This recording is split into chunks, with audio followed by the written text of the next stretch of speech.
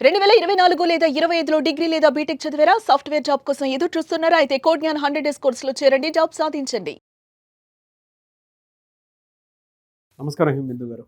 నమస్తే అండి. So money మంత్ర 738వ video. ఆ ఎపిసోడ్లో భాగంగానే జనరల్గా మనీ అట్రాక్షన్ అనేటువంటిది అండ్ దాంతోపాటు వేరే ఏదన్నా ఈ ఆకర్షణ సిద్ధాంతానికి సంబంధించినటువంటి వాటిలో కనుక మనం చూసుకుంటే మన మైండ్ సెట్ ఏ విధంగా ఉంటే అది మనకి ఏ విధంగా కలిసి వచ్చేలా ఉంటుందండి అసలు. దేన్నైనా పొందడానికి మన సబ్జెక్ట్లో ఆకర్షణ సిద్ధాంతం ఆ నియమం పనిచేస్తుంది. దాంట్లో డబ్బు అవ్వచ్చు, సంబంధ బాంధవ్యాలు అవ్వచ్చు, అవకాశాలు అవ్వచ్చు, ఆరోగ్యం అవ్వచ్చు. ప్రతిదానికి కూడా మనం మన ఆకర్షణ నియమాన్ని ఉపయోగించి మనకు కావలసినట్టుగా దాన్ని మనం ప్రయత్నించి పొందవచ్చు. ఓకే. డబ్బు గురించి అనుకున్నట్లయితే ఇదివరకు మనం చెప్పుకున్నాము, నేను మళ్ళీ చెప్తున్నాను. మనం ఏదైతే ఇస్తామో అది తిరిగి వస్తుంది. మనం ఇచ్చిన ప్రతి రూపాయి తిరిగి 1000 రేట్లై నా వద్దకే వస్తుంది అని చెప్పినప్పుడు ఆకర్షణ సిద్ధాంతం సూత్రం అలా పనిచేస్తుంది. దాని గురించి ఎక్కడెక్కడ ఇస్తున్నాము, ఎలా ఇస్తున్నాము, ప్రతి చోట ఎరుక కలిగి ఉండండి. ప్రేమగా ఇవ్వండి ఇచ్చేదాన్ని. ఆ ఇచ్చేది ఎలా ఉంటుందంటే, నేను ఇంత ఇస్తున్నాను, నేను ఇంత ఇచ్చాను కదా, మళ్ళీ నాకు ఇంత వస్తుందేమో, అంటే ఏది ఇస్తే అది వస్తుంది అన్నప్పుడు నేను ఇంతలా ఇచ్చేసాను, మళ్ళీ నాకు అది అంతలా వస్తుంది అని ఆ లెక్కలేసుకుంటూ ఇస్తూ ఉండడం కూడా నేను గమనించాను కొన్ని చోట్లల్లా. అలా కాదు, ఇస్తే ఇచ్చేసాం అంతే, మనస్ఫూర్తిగానే ఇచ్చేసేయాలి. లేదంటే ఇవ్వకుండా ఉన్నది బెటర్.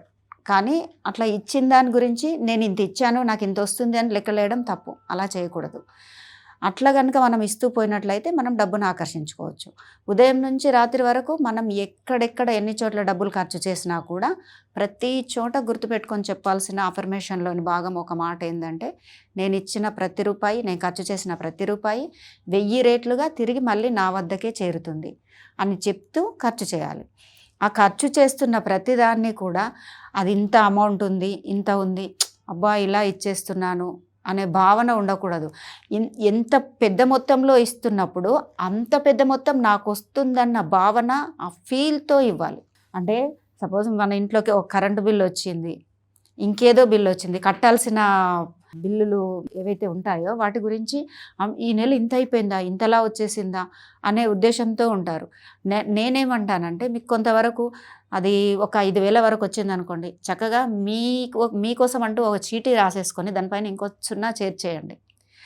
అది 5000 కాదు, 5 లక్షలుగా మారిపోయి ఇది నాకు వస్తున్న చెక్కు అనే ఫీల్, అంత భావన మీ మైండ్లో ఉంచుకొని, అంటే డబ్బును ఆకర్షించే విషయంలో ఇలాంటి చిన్న చిన్న సూత్రాలు చాలా బాగా పనిచేస్తాయి ఆకర్షణ సిద్ధాంతం ప్రకారం.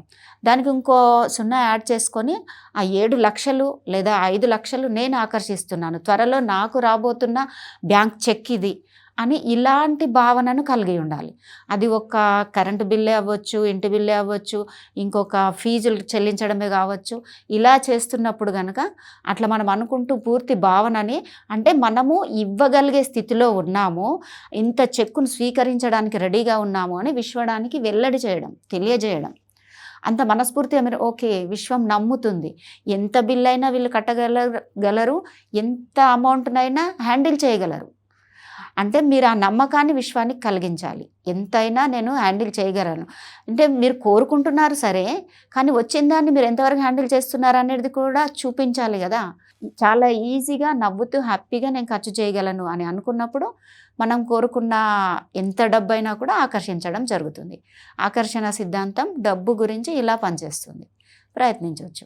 అలాగే సంబంధ బాంధవ్యాల విషయానికి వచ్చినప్పుడు అక్కడ ప్రేమతో మనకు కావాల్సింది, మనం ఎవరి నుంచి అయితే కోరుకుంటున్నామో దాన్ని మనం వాళ్ళకి ఇవ్వాల్సి ఉంటుంది.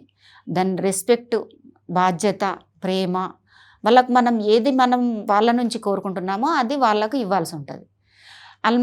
అక్కడి నుంచి మనకు రావట్లేదు అనుకునే బదులు ఎదుటి వ్యక్తి నుంచి ఆశించే కంటే ముందు మనం ఇవ్వడం మొదలు పెట్టాలి. అది ఒకసారి అవ్వచ్చు, 2 సార్లు అవ్వచ్చు, 4 సార్లు అవ్వచ్చు. కొంత టైం వేచి చూసి చూడాలి. అటు నుంచి వస్తలేదు అని మీకు తెలిసినప్పటికీ కూడా పదే పదే అది చేయడం ద్వారా ఆకర్షణ సిద్ధాంతం సూత్రం ప్రకారం రావడం ఆటోమేటిక్గా స్టార్ట్ అవుతుంది. కొంత టైం అయితే పడుతుండొచ్చు, కానీ వస్తుంది, ఖచ్చితంగా వస్తుంది. దానికోసం కొంచెం టైం పెట్టి అఫర్మేషన్స్ చేయాల్సి ఉంటుంది. అఫర్మేషన్తో పాటు విజువలైజేషన్ కూడా చేయాల్సి ఉంటుంది. ఎలా అయితే ఆ వ్యక్తి మీతో ఎలా మసులుకోవాలనుకుంటున్నారు, ఏం చేయాలనుకుంటున్నారు అంటే బయటకు వెళ్ళాలనుకుంటున్నాము, ఒక భార్యాభర్తలు ఉన్నారు, ఇద్దరం కలిసి బయటకు వెళ్ళాలనుకుంటున్నాము, కలిసి భోజనం చేయాలనుకుంటున్నాము, కలిసి ఇంకెక్కడైనా ప్రదేశానికి వెళ్ళాలనుకుంటున్నాము. ఆ ఎదుటి వారి నుంచి ఎలాంటి స్పందన లేకపోయినా మీ ప్రయత్నం మీరు చేస్తూ మొదలు పెట్టేసేయండి, జరుగుతూ ఉంటుంది. 10 సార్లు 20 సార్లు ఎన్నిసార్లు అయినా ప్రయత్నించండి, ఏదో ఒక టైంలో వస్తుంది.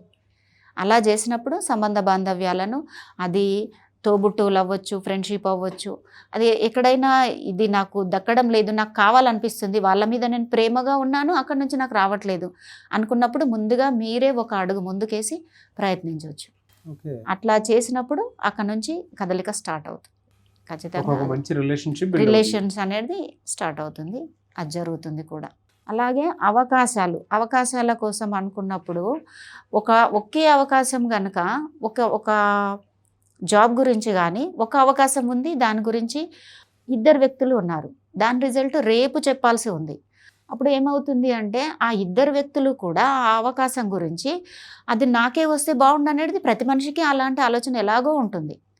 కాబట్టి మనం ఆలోచించే తీరు ఎలా ఉండాలంటే నేను దానికి తగిన అర్హత కలిగి ఉన్నాను, యోగ్యత కలిగి ఉన్నాను, అది నాకు వస్తుంది అనే దాని మీద ఉండాలి. కానీ ఆ ఆలోచనను సహజంగా కొంతమంది మైండ్లలో అంటే నాకు వచ్చిన ఫోన్ కాల్స్ని బట్టి అది నాకే రావాలంటే ఏం చేయాలి అన్నప్పుడు తనకి రావాలన్న ఆలోచన కన్నా పక్కనున్న మరో వ్యక్తి మీద ఎక్కువగా ఆలోచిస్తూ ఉంటారు.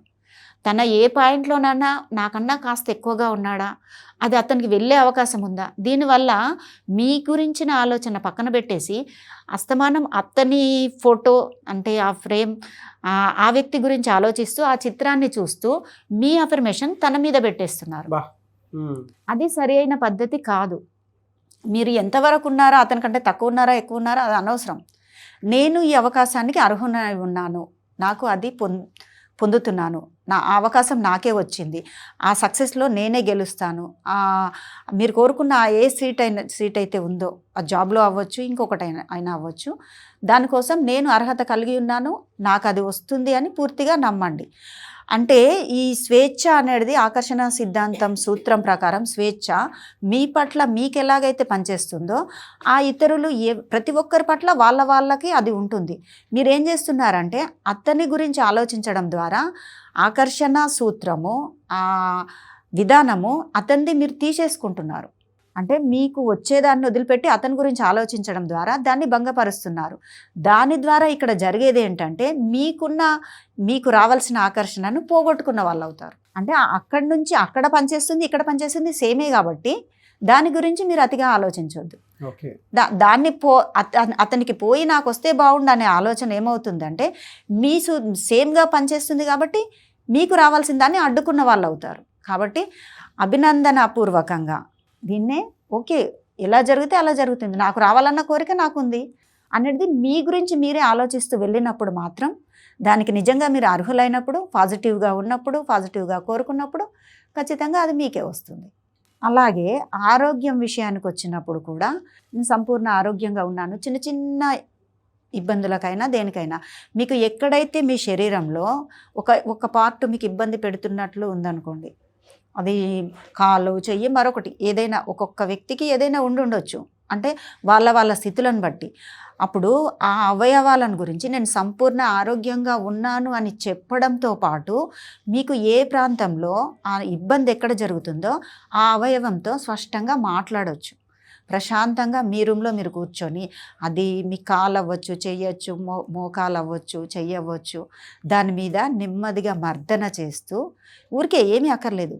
నేను నిన్నటి వరకు మొన్నటి వరకు మనం ఇద్దరం కలిసి చక్కగా ఉన్నాము, నా శరీరంలో ఉంటూ ఇప్పటి వరకు నాకు ఎంతగానో సహకరించావు, మనం కలిసే పనిచేస్తున్నాము అని మీ శరీరంలోని ఆ అవయవాన్ని చక్కగా మర్దన చేస్తూ ప్రేమపూర్వకంగా దాంతో మాట్లాడండి.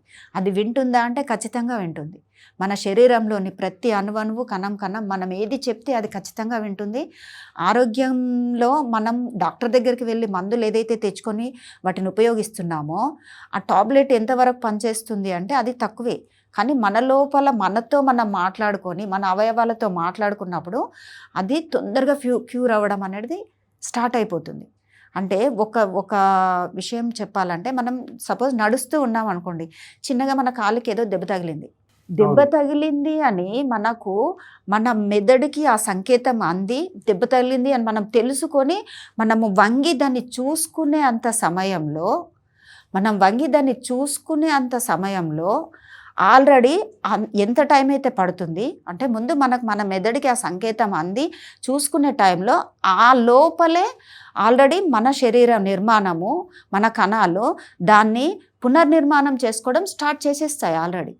అంటే మనకు అంత టైం అయినా పడుతుంది, కానీ తనని తాను పునర్నిర్మించుకోవడానికి మన శరీరంలో ఉన్న అవయవాలు అంతకన్నా ముందుగానే స్టార్ట్ అయిపోయాయి మనకు తెలియకుండానే. నొప్పి తెలుస్తుంది మనకి, అది తెలుసుకునే లోపలనే ఆల్రెడీ అది స్టార్ట్ చేసేసింది. అంటే దీన్ని బట్టి మనం గమనించవచ్చు, మనము దేన్నైనా మందును ఉపయోగించే లోపల ప్రథమ చికిత్స చేసే కన్నా ముందు కూడా ఆల్రెడీ మన శరీరం తనను తాను పునర్నిర్మించుకోవడం, దాన్ని బాగు చేసుకోవడం అనేది స్టార్ట్ అవుతుంది. దీన్ని బట్టి మనం అవయవాలు ఎంత బాగా పనిచేస్తున్నాయో, మన మాట మరి ఇంత బాగా తనకు తాను పనిచేసుకున్నప్పుడు హ్యాపీగా మన మాట మనం చెప్తున్నప్పుడు వింటుంది కదా, అది మన శరీరమే కదా, ఖచ్చితంగా అది వింటుంది. కాబట్టి సగము అంతకన్నా ఎక్కువ శాతం కూడా మన అవయవాలతో మనం మాట్లాడి మన బాడీని మనం తొందరగా క్యూర్ చేసుకోవచ్చు. అలాగని మందులు వాడొద్దని చెప్పడం లేదు, దానికి అది వాడుతూ ఉండాలి. మన పరంగా మనం ప్రయత్నించి ఆరోగ్యాన్ని సెట్ చేసుకోవచ్చు. ఇంకోటి ఏంటంటే, ప్రతి 11 నెలలకు ఒకసారి మన శరీరంలోని అవయవాలు, కణాలు పునర్నిర్మాణం చేసుకుంటూ ఉంటాయి. ఆల్రెడీ ఒక కొత్త జన్మ అని చెప్పొచ్చు ఒక రకంగా, కానీ మనకు ఆ విషయం తెలీదు. మనకు ఎప్పుడు ఆ 11 నెలలు పూర్తయిందో కూడా మనం గమనించలేము. మనము ఆ పాత వ్యాధినే పట్టుకొని నాకు ఇంకా అది నయం అవ్వట్లేదు, దానివల్ల ఇదవుతుంది అని. మీరు ఇప్పుడే ఆ 11 నెలలు కంప్లీట్ అయింది అనుకోండి, అంటే ఇప్పటి వరకు నిన్నటి వరకు ఆ 11వ నెల పూర్తయింది, ఈరోజు పాత అనారోగ్యం ఏదైతే ఉందో అది తుడిచిపెట్టుకుపోయింది, ఇంకా అది లేదు. ఈ రోజు నుంచి నేను ఫ్రెష్గా ఉన్నాను, నా శరీరంలోని ప్రతి అణువణువు, కణము, రక్త ప్రసరణ చాలా బాగా పనిచేస్తుంది. ఆ కొత్త మొదటి రోజు ఈ రోజే స్టార్ట్ అయిందని చెప్పండి, అలా చేసి చూడండి. ఎందుకంటే ప్రతిదీ మనం ఆకర్షించుకునే విధానాన్ని బట్టి, మనము చూసే చూపుని బట్టి, మన పాజిటివ్ ఆలోచనను బట్టి, అది డబ్బు అవ్వచ్చు, మన సంబంధ బాంధవ్యాలు అవ్వచ్చు, మన అవకాశాలు అవ్వచ్చు, మన ఆరోగ్యం కూడా అవ్వచ్చు, చాలా బాగా పనిచేస్తుంది. ఇక్కడ మనం చేసే ప్రతి పని ఎరుకతో ముడిపడి ఉంటుంది. ప్రతి క్షణం ఎరుకతో ఉండి మనం ఏం చేస్తున్నాము, ఏం మాట్లాడుతున్నాము, ఏం తీసుకుంటున్నాము, మనం ఏదైతే మన లోపలికి తీసుకుంటున్నామో అదే మనకు తిరిగి వస్తుంది. ఈ ఒక్క ఎరుకతో ఉండి కనుక ప్రతి క్షణం మనం అవగాహనతో, మన పాజిటివ్ అఫర్మేషన్లతో మంచిగా మనకు రావాల్సిన ఆకర్షణ సిద్ధాంతాన్ని మనం ఆకర్షించినట్లయితే ప్రతి దాంట్లోనూ సక్సెస్ సాధించవచ్చు. సూపర్, చాలా బాగా చెప్పారు. థ్యాంక్ యూ అమ్మా, thank you so much. Suman టీవీలో మీ పర్సనల్ అండ్ బిజినెస్ ప్రమోషన్స్ కోసం కింది నెంబర్కి కాంటాక్ట్ చేయండి.